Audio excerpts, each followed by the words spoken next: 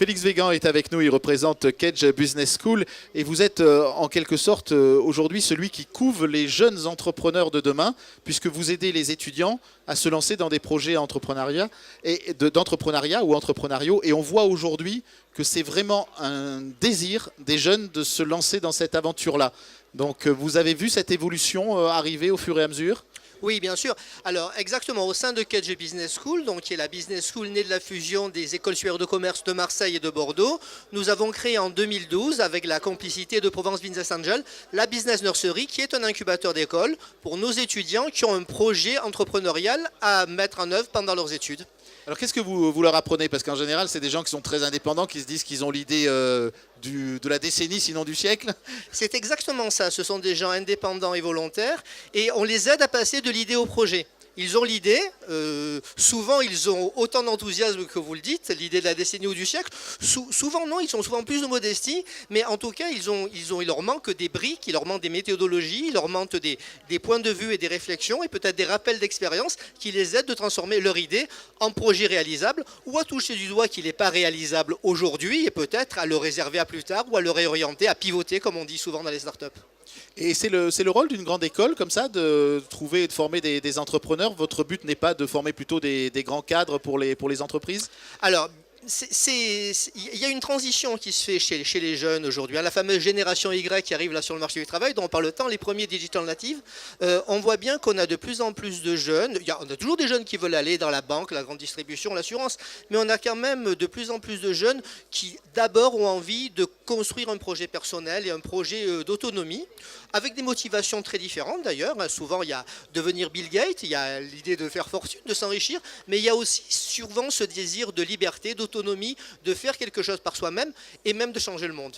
Oui, et puis d'être heureux, c'est aussi quelque chose que vous défendez chez Kedge, hein, l'idée du bonheur dans l'entreprise et dans le fait de créer.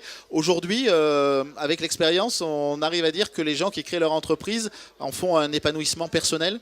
Alors je pense que de toute façon, vivre une aventure, c'est toujours un épanouissement personnel et que dans le monde où nous vivons aujourd'hui, avoir un projet de type création d'entreprise, ça peut concerner l'entreprise au sens où on l'entend classiquement, mais aussi le non-marchand quelquefois, ou en tout cas le non-profit, pour le dire comme ça. Oui, ou l'économie sociale et solidaire. L'économie sociale et solidaire, exactement. C'est quelque chose qui est certainement un très très fort contributeur d'épanouissement et donc de bonheur pour soi, mais souvent aussi de bonheur pour autrui, parce que bien souvent ces jeunes ont des projets extrêmement altruistes et positifs de changement du monde et d'amélioration du monde dans lequel nous vivons. Et dans l'accompagnement, ce sont des anciens de Kedge qui aident ces jeunes? Alors, on a différents. D'abord, on a eu beaucoup de secours dans notre environnement parce que, j'ai dit, c'était d'abord Provence Business Angel, le club de Business Angel qui est venu le premier. On a eu du secours de la Marseillaise de crédit dès le début pour nous aider à avoir un peu d'argent, ce qui est utile. On a de nombreux cabinets d'avocats d'affaires ou d'experts comptables qui nous donnent volontiers de l'aide, nous aident à organiser des séminaires. Et puis, il y a aussi la sollicitation d'experts, de coachs, de membres du corps professoral comme moi qui viennent encadrer des séminaires ou coacher les projets un par un. Nous avons une coach permanente qui suit tous les projets d'étudiants et les aide à se développer selon un itinéraire que petit à petit nous balisons pour en faire une méthodologie de plus en plus précise. Mais une école comme la vôtre, c'est aussi un réseau extraordinaire.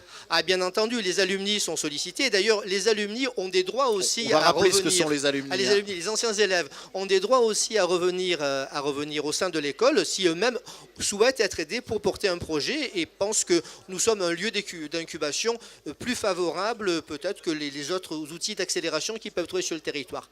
D'ailleurs, nous sommes en train de passer cette étape-là puisque nous passons de l'étape Business Nursery, le nom Nursery désigne bien la nature du projet, à une étape accélérateur avec l'ouverture de quelques 500 mètres carrés qui seront dédiés à cette accélération sur le campus de Lumini. Dernière question, il y a de belles réussites?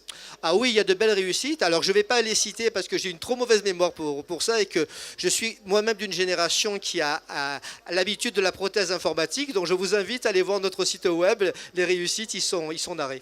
Merci Félix Végan. Je vous en prie, bonne journée à vous, bon salon.